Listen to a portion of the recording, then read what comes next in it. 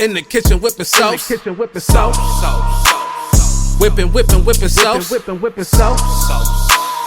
Texture dripping with the sauce. Finessing, getting it with the sauce. In the kitchen whipping sauce. Whipping sauce. My texture dripping with the sauce. Flexing on them with the sauce. I'm saucy. Ladies and gentlemen, welcome to Chef Life TV podcast. Today I got a very intelligent, humble chef. His name is Chef Darrell. Right now he's cooking in Vegas. Welcome, Chef Darrell. What's up, family? All right, Chef, talk to me, man. How you living, man? Chef, man, I'm living, man. I'm trying to make it. I'm just doing what I got to do, living for the family. Just trying to cook one meal at a time, enjoy the art, enjoy the craft, meet new people, and try to work my way to a position where I don't even have to do it myself no more. I can just pay folks to just come into my spot. I like that. I like how that sound, man. Hey, so let's jump right into it, man. We're going to start off with the basic question. Why did you want to be a chef? Man, listen, this started in the 7th grade for me. So pretty much, here's the thing. This is how I became a chef. My mother brought me and my brothers up here from Panama to America. I was living in Brooklyn, 90s, East Flatbush, they call it, Brownsville. So when she was going to work, there was nobody else in the crib to pretty much season the meat, start the free prep and all that stuff. So she would leave that up to me. So at a very young age, I'd say about 10, 11, I started doing that for her. Next thing you know, I ended up being in the 7th grade. They had a home ec class. I started making pieces, started feeling the love for it. Like, yo, this is dope. I like this. I like to eat too. Little chubby kid playing sports. And I'm like, I like this, man. This is dope. Eat, play sports, and make your own stuff. But back then, the crazy thing is, who wanted to be a chef back then? Because back in those days, in the hood, you tell somebody you a cook, automatically they get homophobic on you. They standing you. They throwing you to the lunches. So make a long story short, that love never left. Got to high school, played football and baseball. Ended up getting my scholarships. Ended up going away to play football and baseball. Next thing you know, that fell apart when I got hurt. And when I got hurt, I lost the love. I lost the love of school. Like, I wasn't in school for school, period. Like, school wasn't my thing. Like, math, history, none of that was my thing. I was in school solely because I wanted to play sports. Right. So at the end of the day, when that fell through, I just sat down one day with a cast on my wrist and my ankles taped up, and I said, "Damn, what I'm gonna do now? If I'm not in school, I ain't studying the business. I ain't doing none of this. What I'm gonna do now?" Ended up going right back to what I loved, and that was cooking. Ended up signing myself up to culinary school with like $17 in my account. And I said, shit, I'm going to work this out. I'm going to figure it out. I'm going to pay this back later on. And boom, that's what she wrote. Honestly, it started from damn near 11 years old, and it took a pause and started back after college, like in between college. So where was the first place you worked at in the restaurant industry after culinary school? Crazy thing. During culinary school, I started working at this group in Long Island named the George Martin Group. Okay. I did an internship there. Funny enough, I did an internship at George Martin, the original spot. It was in I forgot where the hell it was at, but it was in Long Island. And I literally got into the kitchen there, and I said, "Damn, this is my internship, and I don't know shit about the kitchen really." Because coming out of culinary school, you pretty much, it's fun. That's fun. That's not work. Culinary school is fun. Once you get into the actual kitchen, the lab, that's work. So I started interning there. I did my little intern, it was like 4 months. And right after the intern, they hired me. They offered me a position. Okay. They was like, "Listen, we like your grind. We like how you do it. You know, come learn." And I was working under the chef Chris Holt. Okay. And this dude, Chris Holt, was from Italy. One of the dopest chefs I ever worked with. And that was the first chef I ever worked with, honestly. He showed me so much in the kitchen. And he like pretty much showed me how to order material, how to be a head chef, not even how to be a line cook. He taught me how to be a head chef. Like, this is what you got to do. This is how you be in charge. Because honestly, the craziest thing about the kitchen is a lot of people don't know. They don't really hire trained chefs to work the kitchen. They hire a lot of Mexicans that come off the street and pay them less. So we don't get that Big chance facts. like everybody else gets. So a lot of times when you get into the kitchen, you either got to start at the soup or a head. That line job is really not for us. If we get a shot in that line job, that's far fetched. That's like damn, somebody really likes you. But you rarely get that job because they rather pay a Mexican off the street and take their grind because them dudes they beast. They don't. A lot of them don't go to school and they beast in that kitchen. But I say that to say that George Morton job took me about 3 years. After that, I literally he kind of sent me to another George Morton spot. They got like five. I want to say they got like five different spots in Rhode Island. They got a bistro. They got a burger spot. They got an American spot. So pretty much I bounced around on two or three of them spots. Okay. And after that, homeboy fired me. Straight cooked me out the kitchen. Oh, they hit you with Yeah, the he yalla. fired me. He fired me. Yeah, he hit me with it. He fired me, but he fired me under what I know now. It was good intentions, and he told me like at the end of it all, he said, "Yo, D, listen, I never fired you because you didn't work good. I never fired you because you're not a good performer in the kitchen. I fired you because you had a bigger dream. And as long as you work under me, you'll be following my dream. This is my menu. I created this. So Okay. every time Okay. I create a new menu, I you could work respect that. I could respect that. I could respect that. That's not bad, man. Mhm. I understood that now. Like I understood that like a year later. Like I'm saying, damn, Chef Hope fired me? Like that's crazy. Like damn, I was busting my ass doing everything I had to do, and he still cooked me. But now I understand what he meant. He meant like, yo, stop working for folks and go build your own dream. And as long as I was working under him, I wouldn't be able to be in the position I'm in now, pretty much working for myself, creating my own schedule. So I look back now and I still speak to him. Every once in a while, I reach out to him with recipes or his input on certain things. And I always tell him, like, yo, thanks, man. I really didn't understand what you was doing. But if you didn't do that, I probably would have been sitting on Long Island working right at George Martin, still doing what I had to do. So that's how I'm here today, honestly. That's where he helped me get to where I'm at today by just firing me and telling me, you know what, you better than working in the kitchen. All right. Listen, man. To have somebody like that to motivate you, man, is rare. You know what I'm saying? So that's dope. But I want to fast track a little bit right now. So now you're in Vegas, right? What are you doing in Vegas exactly? Right now I'm in Vegas. I'm cooking privately. I'm doing my own thing. I'm trying to find my lane. So I'm actually working with trying to get involved more with the Raiders, trying to get involved more with the community. Because here's my thing. See, cooking becomes bigger than just cooking for me. Because cooking is the art. It's something that 99% of people got in them, but it's the lane that you want to take in it.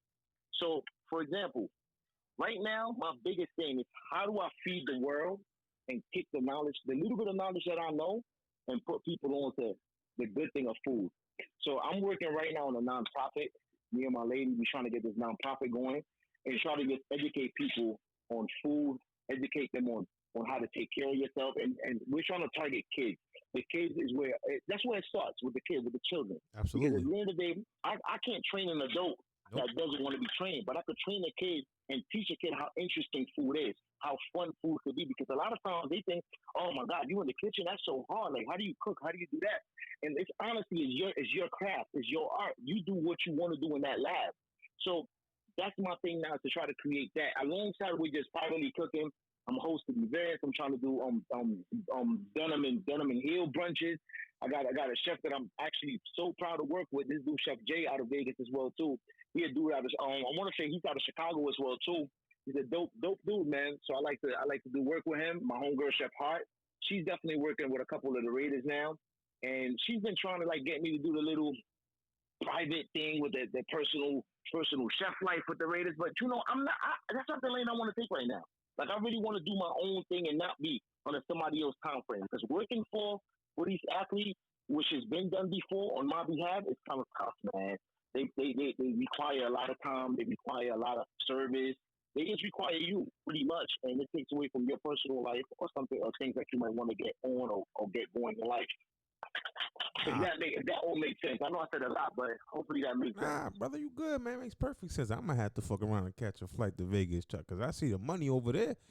You people from Chicago and New York out there, I'm gonna have to go out there and get some money.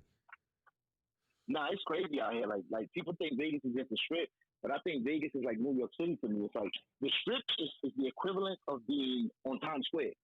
Everything else outside, like I pretty much live in Long Island in Vegas. That's what Okay. I consider it to. I live in Long Island. Brooklyn will be North Vegas. That's the hood. And as far as everything else, so it's pretty much it's a lot of money out here. A lot of people just don't know that. Like you don't really take a pay cut coming out here. You take a pay increase because the cost of living is cheaper. So at the end of the day, the networking is crazy out here because you got so many different folks. Like I've been here going on 6 years now, and honestly, I've met folks from all over the world. Like the convention, one of the greatest places to actually meet people. You go to anything to do with culinary to a convention, and you're in the game out here. And that's real rap. You in the game once you go to that convention because you're gonna meet people, you're gonna network, and the black community out here, not for nothing, they look out on another level. They out here, they looking out for their folks. Like they got a lot of small little black owned spots that you'd be surprised that they welcome you in and be like, yo, you a chef? Listen, I want to do this today. I want to do this. I want to do that. And that's how it started with me. Just being outside, just straight being outside and talking. Damn. I like that, man. So, all right. So you made your way over there from Brooklyn, right? So so now we're gonna backtrack a little bit again. So before going to Vegas, where you was at in the city, was it still the same spot, and you just bounced and came straight to Vegas? You know what? I was stuck. Before I came to Vegas because you gotta understand, New York is a beast of a market. So if you got, for example, in Vegas, you may have, let's say, you got a total of, let's say, 100 chefs, right? I mean, that's not a fact, but I'm just saying. Yeah, I see what you mean. We have 100 chefs. Yeah. 100 chefs out here, and they all doing the different things. Everybody got a different lane. Yeah. In New York City, you got 1,000 chefs, and 800 of them doing the same thing. Copy. And mind you, and out of the 800, 700 never went to culinary school. They just home cooks. So a lot of the times when the money is being spread around and the money's supposed to be given to the proper personnel, it's not because now somebody's undercutting you. Because somebody's saying, okay, you got lobster and shrimp, and that person got lobster and shrimp, but they charging me $13. You charging me $28. What's up with that? Next thing you know, you lose business because they don't understand that you spent $40,000-$50,000 and learning the craft, learning the right thing, the temperatures, learning things that people don't know, and they just underplay that because they don't know no better and they go with the cheaper person, which I ain't mad at it either. But sometimes do a little research on the person you want to hire, and then go with that. Just don't go with the whole this is the cheaper price because you're gonna get cheap shit. Like that's the difference between shopping at Vim and shopping at fucking Versace. Well, listen, you could say you're not mad, but that shit gets me furious. Dog, that shit gets me fucking upset. These motherfuckers out here fucking up the money. They fucking up the money for people that deserve it. You know what I'm saying? And that's real shit. Yeah, and to, you know what I'm saying, and to all these motherfucking so-called chefs out there, and I say it over and over again, when you get these contracts and y'all lost, I got one thing to say to y'all. Congratulations, you played yourself. Big facts. That's a fact. Yo, honestly, and you hit it dead on the button too, when you saying it makes us mad, like, I stopped getting mad because I'm like, yo, this is life. This is the life we live, and we just got to make it. Like, for example, right? I end up getting a second shot on the Food Network. I was on Cutthroat Kitchen in 16, Okay. and I won it. It never aired, but they cut me my check, and through the Food Network. But they hit you with the flam. You know what? I'm sorry. I'm gonna say one thing, man, and then you can get back on. I gotta stop right there, cause I'm gonna say this, and I always take it there, and I don't give a fuck, cause that's who the fuck I am. So because a brother won, they didn't air it, or you think they just ain't air it because of something else? No, you know what? I don't think it had anything to do with a brother. I really feel like the show, like Elton Brown, he was like on his way out. Like they didn't want to give him the paper he was asking for. So because that day, like they filmed season 15 and 16, and next thing you know, I spoke to the producer, and she was like, "Yo, like he's not coming back on," and the Food Network don't want to air his show. They don't want to air it because they don't want to pay him. Ooh. So he just kicked it, so he just did. He pretty much was like, "I'm not working with y'all." So there's a big thing going on with the Food Network and the cooking channel, where they pretty much taking each other's chefs. So that's why you see the face of the Food Network. It's pretty much Bobby Flay. Fuck that nigga. Brooklyn boy. I gotta rock with him because he's from Brooklyn, but he's doing his thing. So Bobby Flay is the face.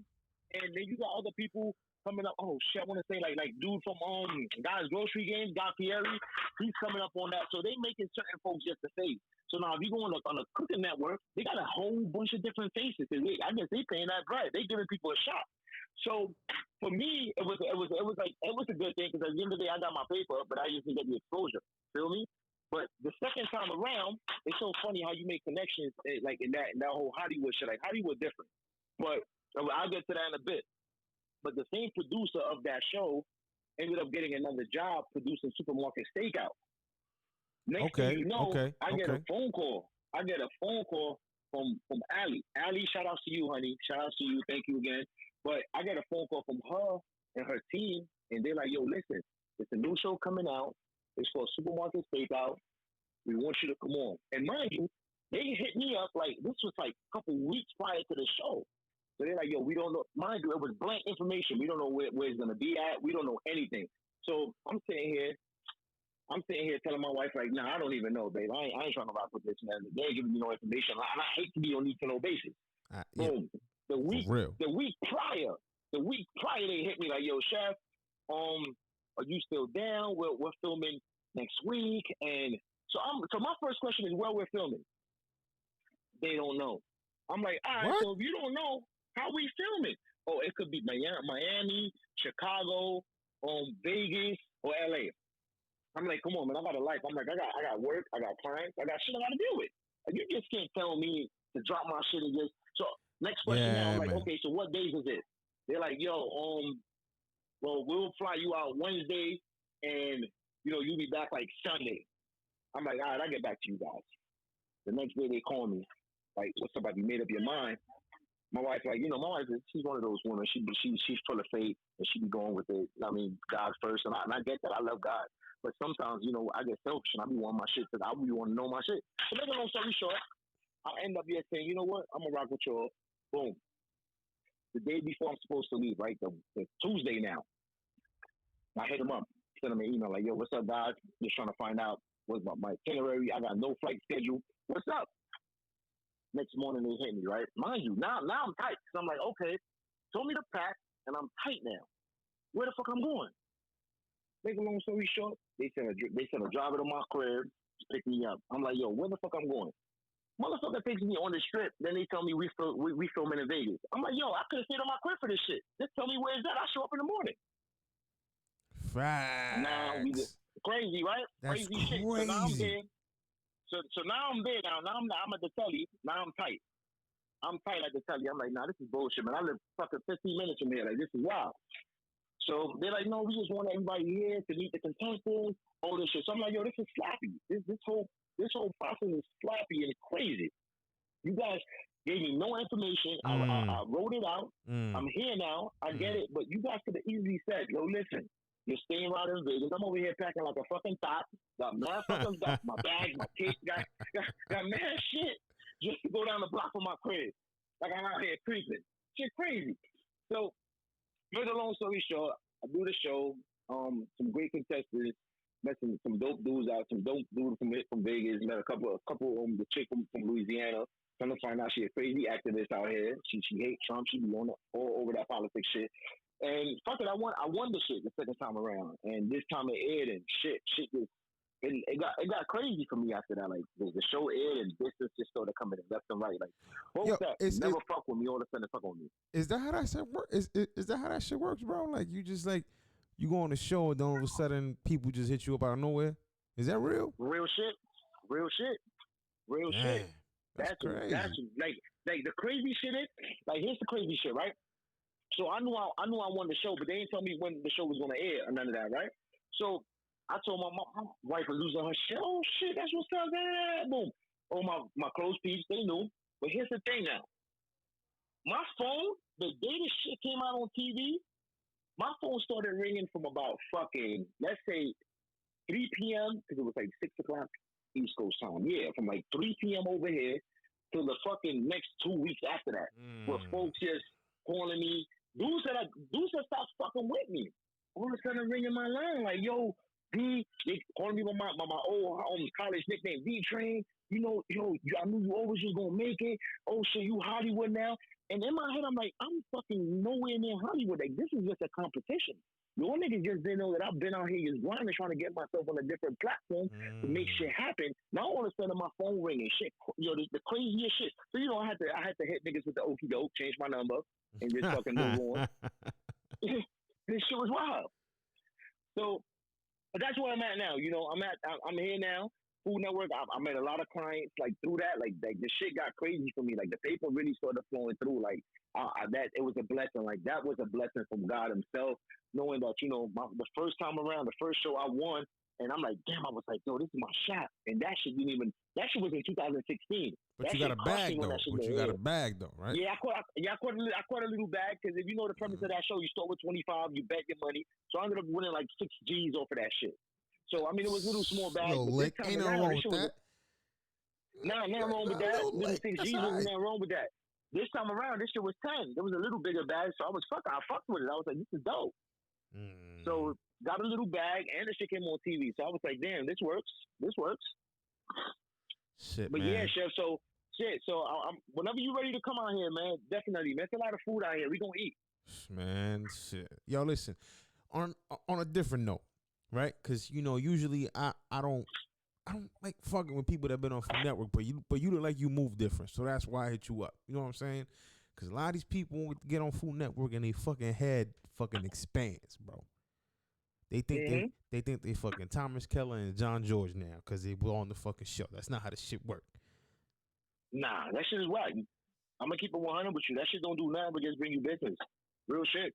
Like the network, that's all it does. Hollywood is real different. Like going on that show, it didn't.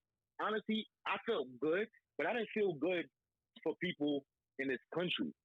I felt good for my family in Panama that they were like, oh shit, my fucking cousin, my friend, my nephew left this country because I was pissed fucking poor in Panama, like real shit, like I was walking around like motherfuckers was out here in them streets. Bro, I saw that picture. No kick. I saw that picture you posted. You know what I'm saying? And I'm from DR, so trust me, I know. I know. Correct. So we was out there like really in the street playing soccer with no kicks, and what I know now is shit water and all that shit. So when I did this, like the shit brought me to tears because I'm like, yo, they gonna see this, and they gonna be like, yo, like he did something, and I didn't make it. I didn't fucking make it anywhere, but I did something that is rare for somebody out of those countries. And from DR, it's very rare for them to see a family member on TV unless the motherfucker got killed, going to jail, or doing some other wild shit. Understand what I'm saying? So for them to see something on a positive level outside of sports, that's like, damn. Usually I see a motherfucker from DR, he playing baseball. He made it. But it's rare you see somebody from same thing in Panama. He from Panama, he's playing baseball. It's rare that you see somebody on a national network in America as a fucking chef. That shit was a different ballgame. Man, listen, my guy, that's what's up, bro. Listen, man, I'm happy for you, man. I'm happy you doing your thing. I'm happy you moving the way you moving. I'm happy you got your nonprofit. I'm happy you made it from Panama to East New York. God damn, Brownsville, all the way to Vegas. Crazy, bro. right? All the way to Vegas. Crazy. Bro. Ain't nothing wrong with that. Ain't nothing wrong with that, man. So what's next for you, bro? Like you say you're working on your nonprofit, right? Correct. But correct. Let's say the quarterback from the Raiders says, "Yo, I saw you on Food Network. I want you to be my chef." You gonna say no? Yo, bro, I ain't gonna lie to you. I already denied like 3-4 of them dudes. Damn. Real shit. And that's to show you, it's really not about the money and it's not about the likes. Like I got a bigger vision for me. Like I dead ass like denied a couple of Raiders already. Trent Brown. The tight end. What the fuck is his name? What is his tight end? I don't fuck with the Raiders. If it ain't the Giants, I don't fuck with them. Understand? But the tight end, he dope. Understand? Jonathan Abram, my homegirl got him. She was trying to push him on me, but I denied all that shit. And the thing is this, right? For example, right? I'll give you a quick example. I love my homegirl. Dope. But this is her craft. Like, she got to make her bread. She got to do what she got to do. So for her, it's like she got to take the business. And it's good money. But the time stamp and the time frame that she spends catering to these dudes, not only is it breakfast, it's snacks in between, lunch, and then dinner. I get it. It's good bread, but do I really want to just? That's like having a fucking job all over again. That's like literally having you constrained to somebody's time stamp, and then don't let them be like, yo, I'm traveling. You got to travel with them if that's part of your contract. Yo, listen, So man. that takes away from me and my family and my kids from growing and having memories. Like at the end of the day, I came from nothing. So if I got a little something, I'm happy than having a lot. So I'd rather sacrifice my peace, my sanity, and my family, and love and enjoy my kids and raise them the right way than not be here at all. 'Cause that shit crazy to me. Listen, man. Big ups to everybody doing that though, man. Like my boy Trill's doing it. Shout out to Kelvin. Shout out to Chef Jay. Shout out to Chef Courtney, man. They out there making those moves, man. Sacrificing, getting that bread. All right. You know what I'm saying? Me personally, I mean, I wish somebody could throw me a little rod so I get a little paper, but I ain't asking because you know I'm focusing on my podcast, man. So hopefully my shit take off. But my brother, Now I feel you. so so do you go back and forth from Vegas to New York or not? Yeah, absolutely. Depending on the client, depending on the event, I do go back and forth. I definitely do go back and forth, and I definitely want to shout out my homie Chef Courtney because he's definitely doing it. He's definitely doing it. I got up with him a couple years back and had good convo ever since. You know, nothing but love for that dude, man. Word up, man. Listen, man, I had that. You know what's crazy, man? And I'm gonna say this real quick. The other day I was going through some shit that I was struggling with. It was like it was like 6 a.m. here. He was in Cali. So I said, fuck, I'm gonna hit him now. Hopefully he gets this shit and then he hits me when he can. My nigga, he said, call me right now. See what I'm saying? It's 3 a.m. in Cali, bro. He said, call me right now. We're going to have this conversation. We spoke for like a half an hour, bro. My brother took time to speak to me, drop knowledge. Nah, he's solid. You see what I'm saying? That dude's solid, bro. He put me on to some shit. Now, he put me on to some shit, like, as far as even books. Like, he put me on to some books that I went through and some shit. Like, nah, that dude's different. Like he's one of the rare dudes out there that's not gonna shit on you, and he wants everybody on his camp to win. Word. As long as you came from that pit, as you come from that, we got that skin color. He wants you to win. And I know it's a lot of chefs out there, real shit. And I hope you don't hear this. A lot of you guys out there got a crazy platform and still hate. You fucking think dudes want your recipe. You think dudes want your shit. No, it ain't nothing. It costs you nothing to tell somebody, listen, this is how I got here. Take your lane, but take this in mind. Take this book. Take this little drive. Speak to this other person. Speak to them. A lot of dudes are real selfish with it, and they want to take all this fame and whatever they got all the way to the top. But, you know, as fast as you make it to the top, man, you drop the fuck back faster. Man, listen, man, I'm happy you said that, bro. I'm happy you said that, man. There's a lot of people, and especially brothers too, man. You know, here's my thing, right? If I worked, which I did, I worked at Le Cirque, staged at Passe, I staged at Danielle's, I staged at at David Burke, I staged at Chanterelle. Yeah, I'm throwing names. I deserve to do that. If I could put somebody under my wing and show them shit, right? Show them, not go through go through what I went through in that kitchen, because you know you go through some shit in that kitchen when you're a brother or a sister, bro. You go through some shit in these kitchens, man. You feel me? So why not show them what I learned and put them on? A lot of people don't do that, man. A lot of people don't do that. Yo, I don't know. Shout out to Black Food and Wine Festival coming soon. Follow them on Instagram, man. They lit. They lit. I just feel this shit is crazy, man. Like, I can't take it no more. Like, I get to the point where I see us on top of everything. The reason why, I'm gonna talk a little. I'm gonna change the subject. Get off this chef shit. Let's talk this real life shit that's going on right now. A lot of the reason why this shit is going on in this world right now with the black community, we bring that shit up on ourselves. Yeah, we've been oppressed forever, but as long as we keep killing each other, shitting on each other, just hating on each other, how do you expect the folks from the Caucasus Mountains to fucking look at us different? It's never going to happen. It's never going to happen. As long as we, the fucking melanated people, the people of fucking Africa, the people of the sun, fucking keep doing what we're doing, we're never gonna be seen in a different light. And that's real rap. At the end of the day, we gotta help each other out. We gotta unify. But it's such an easy word to say and such a tough action to do. And at the end of the day, we just gotta keep elevating ourselves to a different plateau where we can all live unified, whether black, green, purple, and orange. But it starts with us first. If we show ourselves love, then other people, other races will have no choice but to love it. But we just show each other so much hate, so much jealousy, so much wild shit that other people call us animals. And don't get me wrong, they do the wild shit too. But when we do it, they put us on the front street of this shit.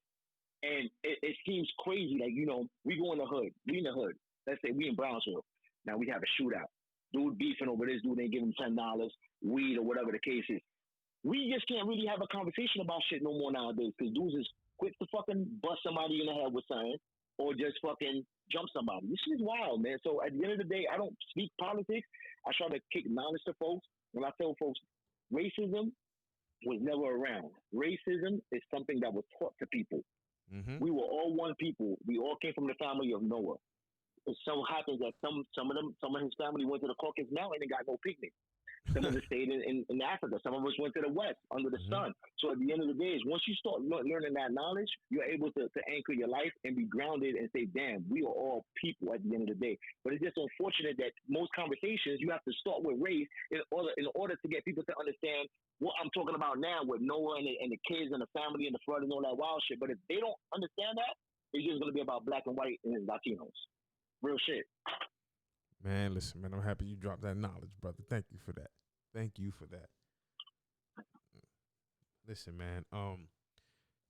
Now let's get back on topic. I appreciate that subject though, man. I'm happy you spoke about that. I'm keeping that on the show. Don't you worry about that.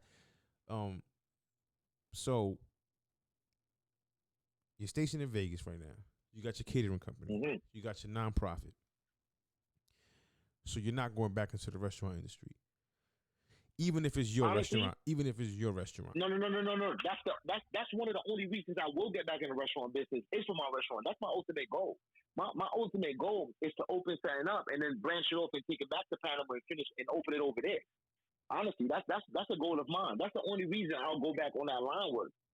Yo, real shit. A lot of chefs out there working line. Shout outs to you guys, man. I love you guys. I love the grind. A lot of people don't know that in order to really make bread on that fucking line, you gotta put in 15, 16, 17 hours in that motherfucker.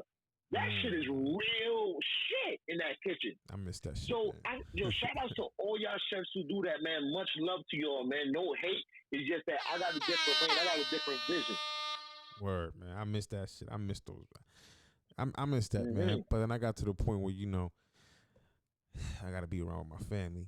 Got married last year, so I took a corporate job. But I do miss those 17-hour shifts, man. Being around, just being in the kitchen all day, learning shit. So you want to open up a restaurant, branch it off to Panama. That's the goal. Yeah, that's pretty much the goal. Honestly, I ain't even gonna lie to you. That's definitely the goal. So my wife, she's actually in school now. I mean, she's a school head. She one of them chicks that love school. She loves masters and bachelors and all that extra wild shit. I ain't got no time for all of that. I love school, just culinary school. Real shit. Word, but she's right now trying to be a psych, and she's going through that program and trying to get that together to add that to the nonprofit and shit like that. That's definitely. Go ahead. You know what's crazy? My wife just got her master's a year and a half ago. She's working on her PhD right now. That's crazy. You say that's crazy. That's dope. That's dope. Crazy you say that. That's a dope thing. Yeah. That's dope. Yeah, because mine, she got it out of medical college, and now she's doing some next stuff. Like we had a whole 2-month discussion about her going back into school and loving this school shit and trying to get the family better. So we both grinding together, but still doing our separate thing. Because she's in a psych field, I'm in the food world. But at the end of the day, the nonprofit is also going to have that department where psychological help is going to be actually provided, or pretty much like an etiquette class for most young ladies, young females. Because they do have some shit out here in Vegas, bro. Out here, a lot of people don't know out here in Vegas is one of the biggest trafficking ports. Ooh. Because in the desert and the mountains, they traffic a lot of fucking chicks through here, bro. And so where she was working at before, she was working with a lot of these chicks that were pregnant off of being trafficked and got away. And they had psychological issues, and they were really fucked up in the head. No etiquette, no nothing. They were really raw. If they were getting kidnapped at the age of fucking 12, 13, Oh, you bro, get you them got me. back when they're 17 with a kid. You got me thinking twice. I got a 13-year-old daughter, fam. I don't know about Vegas now. You got me rethinking No, I shit. got one, two, and one on the way, bro. Nah, but the Oh, crazy man. shit is, the thing is, a lot of them aren't from here. They go through here. Oh, okay. Understand what I'm saying? A lot of them not from here. They go through here. They get them from Cali. They get them from Wyoming. They get them from all these different places and bring them through Vegas because of the desert and the caves and the mountains, bro. So they got all these traps and they hide these motherfucking kids and shit like that and end up sending them to Dubai, sending them overseas and all kind of shit. This shit is crazy, bro. That's some scary ass shit, bro. That's some scary shit right there. Yeah. So it's a lot of money. It's a lot of money. I'm not gonna lie to you. There's a reason why Mayweather and all those dudes live out here. Reason why Mike Tyson lives out here. It's the reason why a lot of people live here. One, the state tax is very, very low, and the cost of living is very much so affordable. Okay. All right. All right, Chef. So now I'm gonna ask you the same questions I ask all the chefs on the show. If you could sit down and have a conversation with 3 chefs, dead or alive, who would it be? Yo, you know what's the craziest shit?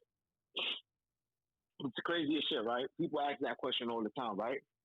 And people will tell me, like, yo, is there a chef that you want to talk to? And that's serious. Any chef that I would want to talk to is a chef that's doing it out of the light of the mainstream. If that makes any sense. I don't want to talk to, and I don't have any chef in particular, but I don't want to talk to any of these TV chefs, any of these chefs that's on the network. I want to talk to a chef that's doing it real big, but you don't ever hear his name. You don't ever see him. Because those are the dudes who are that humble and that fucking reliable and that successful, that fame doesn't get to their head. And they just doing it because they love what they're doing. So to answer your question, there isn't really any chef in particular that I would love to talk to, dead or alive. But I would, matter of fact, I'll go back. I had to talk with Marcus Samuelson, right? Black African dude, dope ass chef, fucking amazing knowledge. But yet still, he's still caught up in that limelight of that network and that whole House of Diddy Hollywood shit. So talking to him was a good ass combo, but I still got the vibe like you directed me to Hollywood. I don't want to be directed to Hollywood. I want to be directed to the people. Help me how to help our people get better, whether it's in the kitchen or in life. Period. That's where I want to be. Mm-hmm. Word up. I like that. That was a great answer. That was a good answer, man. I mean, you threw me for a loop right there. I ain't going front, but that was a good answer. All right, man. I just watched the rap battle yesterday, so I'm feeling like boss today, bro. I know. I see that. I see that, man. I feel like you bobbing and weaving right there. That's what I feel like. Yo, we lit, man. You know, I got my barbecue with me right now, man. Middle Haitian realm, I'm on it. Oh, you all right? So you on? Ain't nothing wrong with that. Yo, all right. So what's people's biggest misconception about you as a chef? Hold on, Chef Bo. Talk to me one more time. Ask me that question one more time. My bad. My window open, so somebody probably yelled and shit. Okay. What's people's biggest misconception about you as a chef? The biggest misconception about me as a chef? Yeah. You know, a lot of people take my confidence for cockiness a lot of times. And you know, and that's one of the biggest misconceptions I think that people got of me.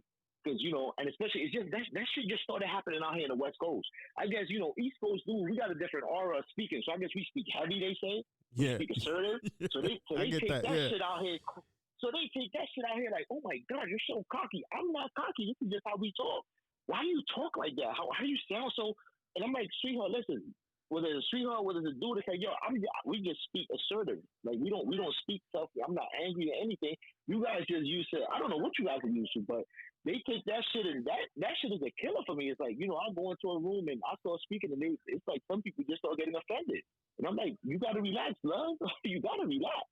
Like this is just how we are East Coast. And then you get the New York, right? New York, right? I'm like, yeah, I guess New York.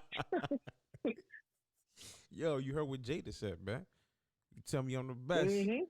I ain't cocky. I'm confident. That's all it is, man. That's all it is, That's man. all it is. That's all it is. But sometimes that shit gets crazy. Yo, you know what I want to do, bro? Let me keep it real with you. Right? What's up? Let me tell you what us chefs don't do in life, right? You know, us people. When I say us, our people, blacks, and I'm never gonna say minority because we aren't minority. We are never the minority. We are. I'm not even gonna touch that. I'm not even gonna touch that. But I'm just leave it at that. We're not the minority. So I don't use that fucking. I don't use that term. So our people, what we should do as chefs, real shit, is get together and hold shit as a team and bring our people together to have fun. You see this shit I'm trying to do right now? These brunches, these denim and heel brunches. These fucking brunches, pretty much where you bring food to a fucking vibe. That's what I'm trying to do. I see you, Chef. What's the fuck dude's name, man? I think Courtney know these dudes from DC. Them dudes from DC. You know that whole wave of dudes from DC. Well, Victory, Tobias, and them. Yeah, Tobias, and then there's another one. There's another one that's doing it big too. Chef Frito. There's another one that's doing it. Yeah, I want to say him. They doing it big. When they started doing that whole bunch of shit and bringing chefs together, that shit fucked me up so much because I'm like, yo, how do you bring different brothers from different hoods together in order to do something for their people and then win together as a whole, make your money and branch off to do what you got to do? That's the shit I'm trying to do in Vegas. I'm trying to bring all my chefs. Now listen, how much you got in your pocket right now? 500? Okay, I got 500. How much you got? 500? Fuck it, we got 3,000 together. Let's book a venue. Let's get some food. Let's get one of these upcoming artists to play the piano. Real shit. Let's get the piano and fucking let's host a 3-course dinner and charge people by the couples, $125 a couple, and bring them in this motherfucker. Real shit. And we got a pianist. You know what people would love to see some shit like that? A lot of that people. Shit is real. That shit is real lit. That shit sound lit. Yeah. But, and that's what I'm trying to bring to Vegas. And a lot of people don't. They're not thinking about that shit. So real shit like Chef Mo. Oh, you gonna get this call? Wait till this COVID shit is over. You gonna get this call like yo, Chef Mo, me, Chef Jay, whoever Courtney, my homegirl, Chef Hart. You know, my homegirl took the last bite in Cali, Janine. Chef Janine, yo, we gonna get it together and be like, yo, let's put some money together, let's do this. I'm waiting for the plug, man. I mean, I'm trying to do this shit on my own, but somebody got the plug, send that shit my way. I put that shit right in the socket. It's nothing. Yo, it's hard. In this life, it's hard to make shit on your own, bro. Like real shit. A lot of people think you can make it on your own, but you need help along the way. And a lot of folks don't believe in that shit. Everybody say I made it on my own. You ain't fucking do that shit on your own. Fuck out of here. Anybody who say that shit, they lying. They lying. That shit straight cap. Like ain't nobody ever out here making shit on their own. Nobody ever did that shit. You have to have some sort of help along the way. There's no way you gonna tell me you became a millionaire just by your motherfucking self. Fuck out of here. Bullshit, man. Stop capping. I'm happy as hell you came on the show, man. You keep this shit a buck. No, real shit. So at the end of the day, it's like, you know, I want to help us. This is how success happens. You start with a little boy band. Your boy band makes it big. Niggas start getting cocky on the team. You break away. The star, whoever the best is, makes it big. The other niggas still get their bread because they were part of that little lit boy band, and everybody's happy. Niggas probably won't talk to each other, but that's how success usually happens. It's a lot of ups and downs, lefts and rights. Motherfuckers that be sitting here and be like, oh yeah, I made this shit happen on my own and I ain't got no scars. Nigga, please. Shit, you out here, take your ass to Chuck E. Cheese, man. You frying. Yeah, nigga said he fried.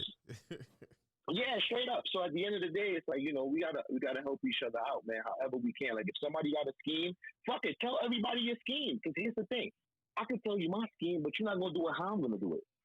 You may do it similar, but it's not gonna be how I'm gonna do it. That's like giving somebody a recipe. I can tell you everything in my motherfucking mac and cheese. That don't mean you make it like me. Your hands and my hands completely different. So at the end of the day, you got a lot to do. I can't tell you the secret recipe. I can't tell you this shit. This shit my mom's secret. This shit my aunt's secret. So how the fuck you know if it's a secret? So yeah, shit be wild, man. So but I just keep it 100, man. That's all it is, man. That's all I got to do in life, man. Keep it 100 and keep pushing. Hey man, listen. It's working for you, brother, and it's working big, man. One more time, you made it from motherfucking Panama to Brownsville to Vegas, man. So you doing something right, and don't let nobody tell you nothing different, bro. You know what I'm saying? I appreciate you, Sheriff. I'm saying don't let nobody tell you something different, man. You out here grinding, doing your thing, man. I'm gonna give you flowers now, my brother. I'm proud of you, man. I appreciate you, Chef, man. I appreciate you. Much love on that, man. Much love and salute. And definitely, man, I wish you all the well, you and your family. And I hope we get to work together one day and make it big, man. Real shit, man. I don't say that just to say this shit. Like, I really hope that I get to work with a lot of folks, man. And I'm working my way to put myself in a situation, a little better situation, nothing too crazy, where I can say, you know what, Chef Mo, listen, man, pull up out here to Vegas and, let's do something together, even if it's something small. If you come here with fucking $5 and leave with $2,000, shit real. Shit worked out, nigga. Yeah, that's a fact. What you talking about, man? That's a lick and a half. I go with 5, come back with 2. What you talking, man? That's a fact. That's a fact. So at the end of the day, man, we got a lot of shit to do, man. We as a people got to do better. We got a lot of work to do ahead of us, man. Yeah, man. Listen, my brother, I appreciate you coming on the show, man. Taking time. I know you was probably in the kitchen right now, but man, I appreciate you taking time. I'm definitely in the kitchen. I got some mashed potatoes, some lamb chops, and some asparagus going right now, bro. I can tell by the background noise, bro. You in the lab. For sure. I'm in the lab. Yeah, man. Hey, my brother, listen, man. Put all your plugs in right now. All your plugs, everything you working on. Yo, shit, man. I want to plug everybody right now, man. Everybody I want to plug is, all the chefs doing their thing.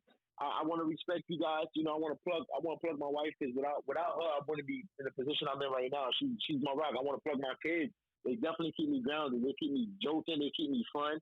And my family in Panama, oh, for sure, man. They fuck me up, man. They send me these pictures of them motherfuckers eating food, and that breaks me down, and it keeps me hungry. It keeps me trying to make it. So I want to plug everybody who's doing something for their family, doing something with a cause. So if you out there doing it with a cause and not just to fucking fill your pockets up with paper, I salute you. Real shit, man. And I ain't got no personal folks to big up or any of that shit. My parents, they lit. My friends in New York, they know what it is. My day ones, everybody know what it is. And I'm gonna keep doing it. I'm gonna keep grinding, man. And that's what it is, man. This is Chef D, all the way from D Train to Chef D. What a motherfucking switch. Hey, my brother, I appreciate you coming on the show, man. You stay safe out there. You heard? Definitely, man. Be safe, Chef Mo. All right, man. Thank you, brother. All right, peace. La pámpara prendía.